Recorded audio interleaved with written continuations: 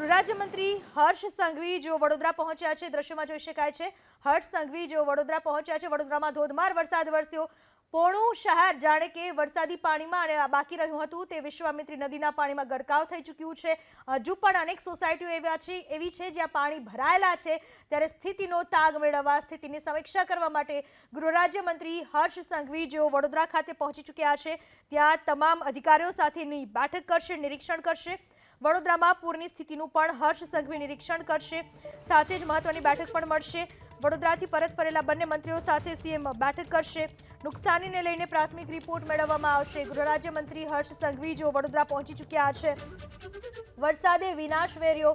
એમાં સૌથી વધારે કફોડી હાલત છેલ્લે વડોદરાની, રાજકોટની અને જામનગરની થઈ. તો સાથે જ દ્વારકામાં પણ જળબંબાકારની સ્થિતિ સર્જાય છે. વડોદરાની મુલાકાત માટે પહોંચ્યા છે ગૃહરાજ્યમંત્રી હર્ષ સંઘવી.